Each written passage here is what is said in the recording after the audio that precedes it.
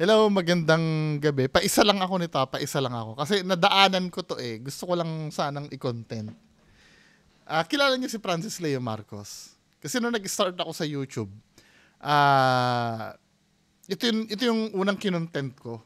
Kasi 'di ba sumikat siya nung dati sa Mayaman Challenge, then marami siyang deklarasyon na hindi niya nababack upan tungkol sa mga sinasabi niya, 'di ba? In short, marami pala itong kaso si FLM na diskubrehan namin nung kasali pa ako sa UTW, 'di ba?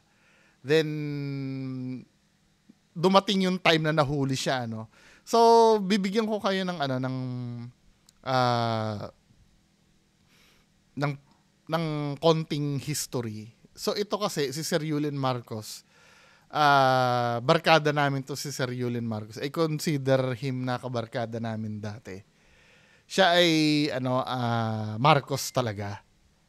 So parang siya yung naging complainant niya sa NBI, naging complainant ni FLM dahil doon sa paggamit ng name na Marcos, si Sir Yulin. So ito yung nakaraan, ito ay May 19, 2020 pa. Clarify ko lang, ginamit niya pangalan mo or he assumed your identity? He assumed, oo. Tapos ang ginagamit niya lagi is Marcos, pero yung kanyang personalidad, never. Talaga na wala siyang ni katiting na dugong Marcos, ay wala. How can you say that? Kiniklaim niya nanay daw niya. Yes, it's because lahat, last 2007, pina-check na namin siya. Nakita namin yung record niya mula elementary hanggang high school. Yun, nakita na namin hanggang yung kanyang unang asawa na si Maria Cristina Caber. Okay, katulong siya ngayon doon sa kakilala ko, kaibigan ko. Just so we're on the same page, sir. Bale, you're saying that you're a relative of the Marcoses, the Marcos family. Yes. But you're not representing him here. No, You're just I'm representing yourself. Yes, I'm representing myself. It's because naniname drop ako eh. Yeah, that's it. Anong pakiramdam nyo na niname drop na kayo? Ay nako, sa totoo lang, medyo kabado ako na as in iba yung pakiramdam ko. So ito yon. Siya yung nag-file ng complaint, si Sir Yulin Marcos. Sir Yulin Marcos, comment ka kung nanood ka sa akin. Si Sir Yulin Marcos yung nag-file ng complaint nun sa NBI. Kaya nadakip si Francis Leo Marcos, aka Norman Mangusin. Or baliktad, si Norman Mangusin, aka Francis Leo Marcos. 'Di ba? Kasi napag-alaman ang real name niya ay Norman Mangusin. So ngayon, neto lang, dito sa Food Genius na nagkaroon ng hamunan. Nasaan na ba yung hamunan dito? Gusto kong mapanood yung hamunan nila eh. Ito yung nangyari, yung paghaharap nila Ito ay 2020 pa. You've been hinuli siya sa NBI noon. Bakit ka na dito? You've been informed the nature of the arrest, starting against you. Let me ask you directly. I want you to answer me directly. Yes, sir. Look at my... Yes, sir. I can help you. Sinaktan ka ba ng ente in the course of the arrest? Real hard? Hindi po. Then you take off yours.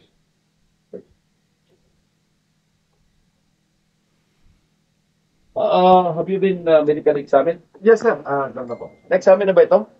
Okay. Affirmative, sir. So ito na yung inaaresto siya. Then ito, nagkahamunan silang dalawa ni Sir Yulin uli. Ito nangyari.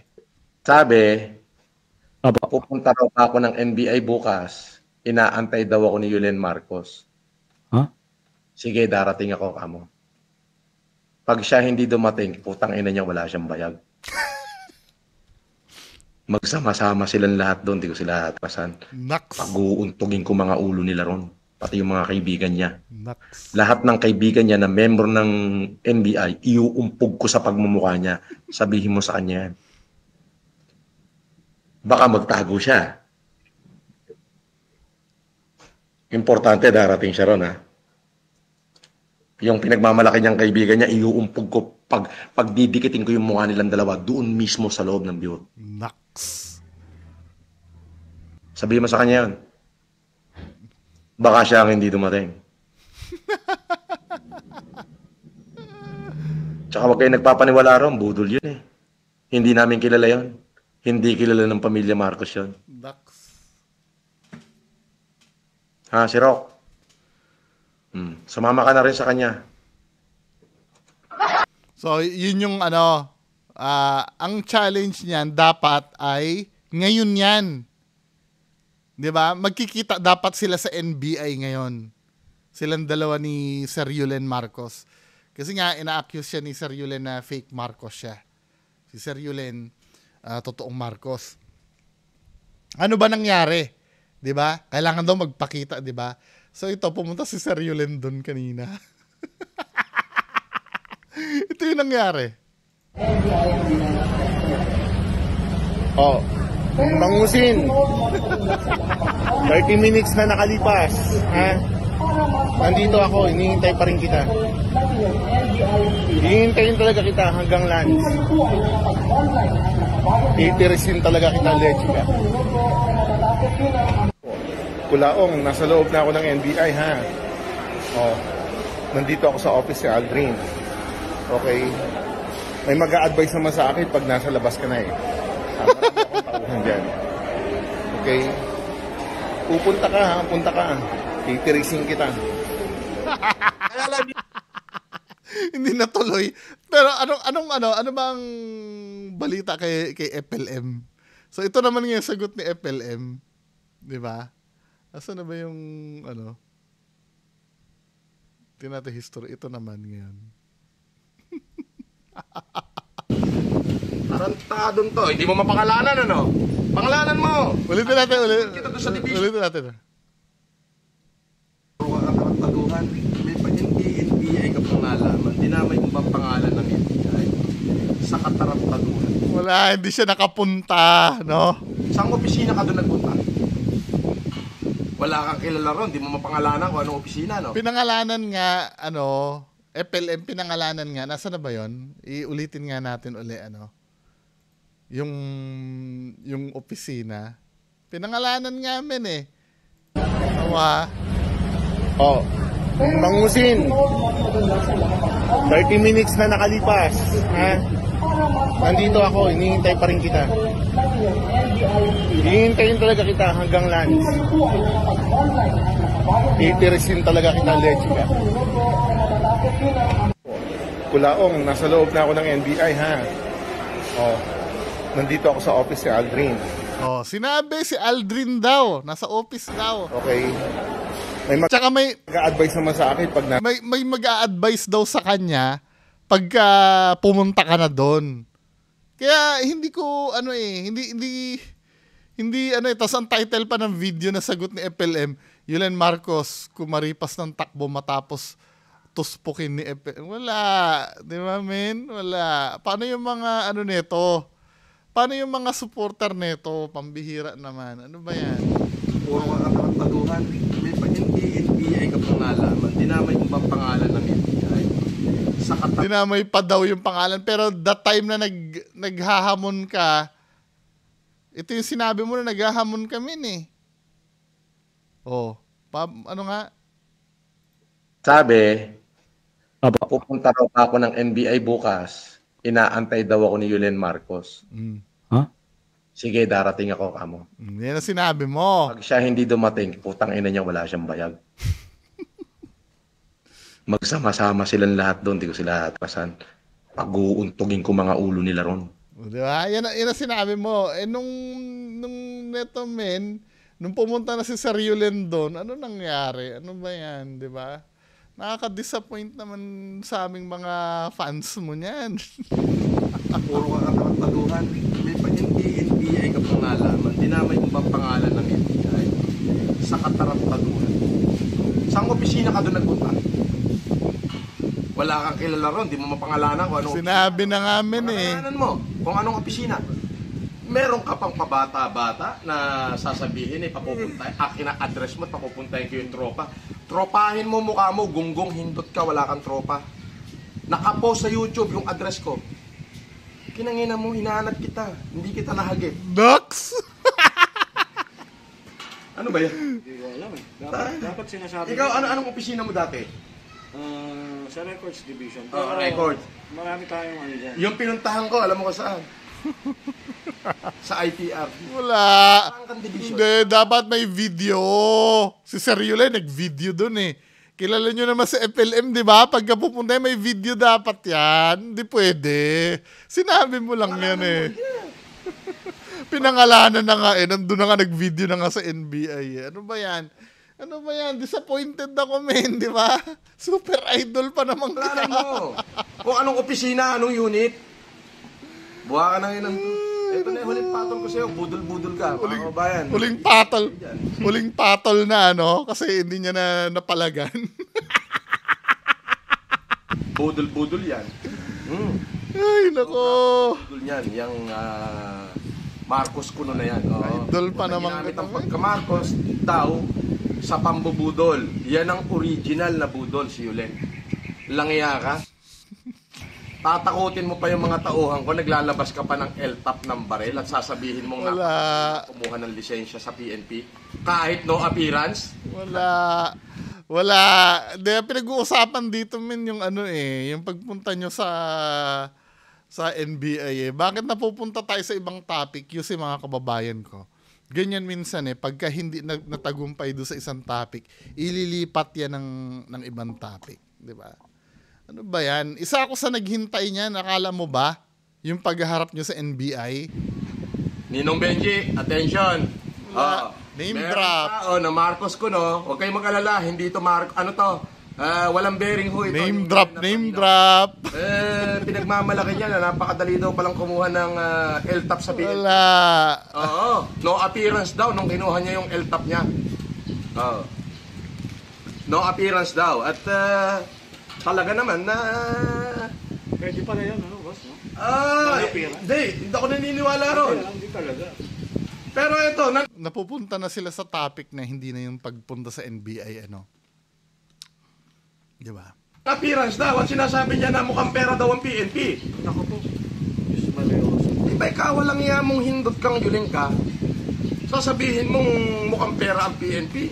Sino doon? Magsabi ka nga kung sino yung nasuhulan mo na PNP. Pinipilit niya si Sergio na magsabi. Tapos ito pa. Yung sinabi, may gravity na yung sinabi ni Sergio Len, ano? Pero yung sinabi niya na pag-uumpogin niya, di ba? PNP na mukhang pera, may kumakatok yata alimang. Tingnan mo nga. Nax. Kasama sa script to eh. Feeling ko scripted to, yung kumakatok na yan. Sabihin mo pa na mukhang pera yung mga taga-PNP dahil kahit an appearance, makakakuha ka ng L-top. Scripted to. Ginamit mo. Ngayon sabihin mo kung saan opisina ng NBI ka pumunta. Hindi mo masabi, no? Wait lang. Nandiyan ka lang. May kumakatok ba talaga? Tama. Sabi ka nga kung sino yung nasuhulan mo ng PNP na mukhang pera, may kumakatok yata alimang. Tingnan mo nga. Wala kumakatok. Walang kumakatok. Sasabihin mo pa na mukhang pera yung mga taga-PNP dahil kahit an appearance, makakakuha ka ng L-top. Lahat na lang dinamit mo. Ngayon sabihin mo kung saan opisina ng NBI ka pumunta. Hindi mo masabi, no? Bakit? Nandiyan ka lang sa labas tarantado. Kung inabutan kita, abutin ka sa akin. May usapan kayo, men eh. I-inform naman si Sir Yulen pag nandun ka. Hindi ka talaga pumunta. Yung mga lalakad ko. Ngayon po, na-deposit ko na yung mga bata. Scripted eh, no? Tama. Tinan mo yung pagka, ano nila. Darating yung to. Nakachinelas pa yan, ha? Yung mga lalakad ko. Ngayon po, na-deposit ko na yung mga bata na paunod-unan na pera. Yung 5 million na deposit mo lahat dyan. Dalawang bangko po, pinagati ko medyo kasi malaki. Okay. Tapos, may dala kang panggastos dyan. Tapos may mga natiran dito. Hindi na dito.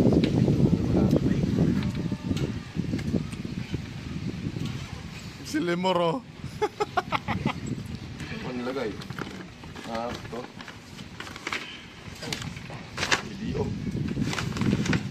Oh, Yulen! Ako may pera, ikaw wala. Gonggong. O sige, pasawari mo na yung mga katulong. Hindi ko nakikita yung, yung logic, no? Na bakit need mong ilabas yung pera? Na tapos ibabalik mo rin lang naman pala. Pinakita niya lang sa Tapos camera. pagtira mo ako ng mga 300,000, panggastos ko mamayang gabi. Sige, boss. Sige na, nag-video ko eh. Pinangina mo. Wala kang bayag, los-los ka. Meron ka pang pa-NBI na nalalaman, los-los mo. Galing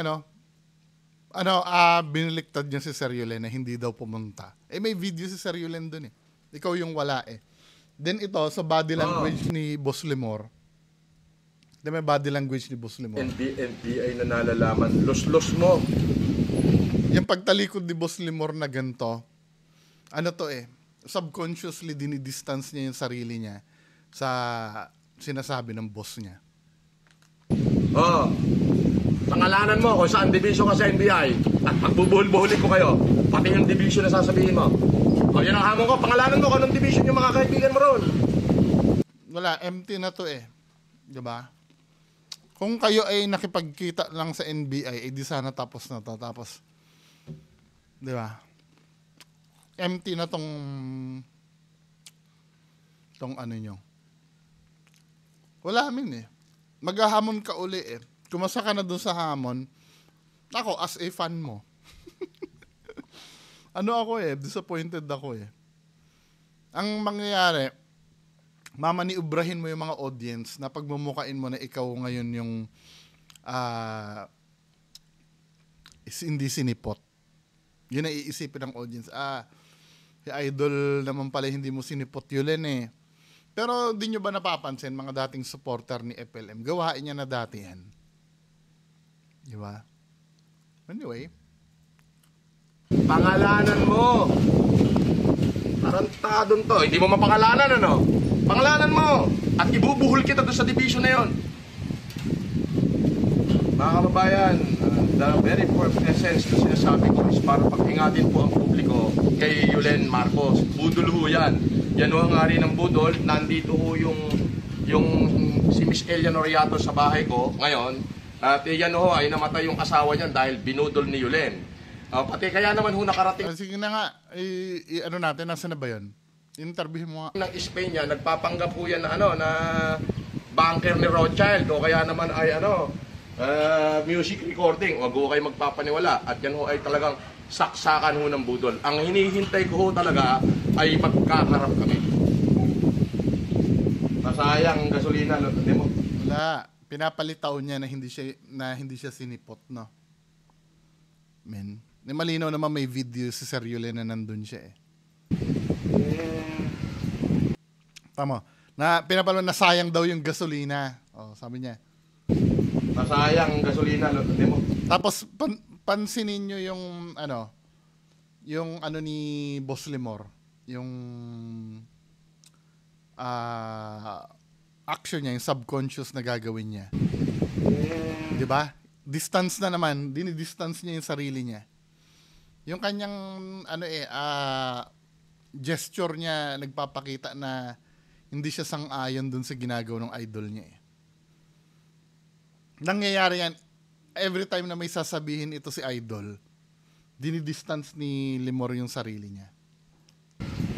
Mahagip din kita. Hindi naman natin pwede isa-isahin natin ang opisina doon kasi. Di ba sabi mo kaibigan mo MPD? Sige, magkita tayo dyan sa MPD. Gonggong. Mayabang ka, pindot ka. Wala. So paano yan ngayon? Nag-ano naman siya ng wala, napagbigyan ka namin eh.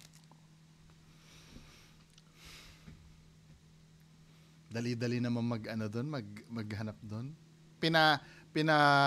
Watch out ka na nga doon sa gate eh. Kahit man lang di sana doon ka nag-video sa may NBI, di ba? Kung pumunta ka talaga doon, di ba? Lagi ka pa naman nag-video sa mga adventures mo. Sana pumunta ka na lang. Kaya wala talaga. Anyway, yun lang po mga kababayan ko. Bye.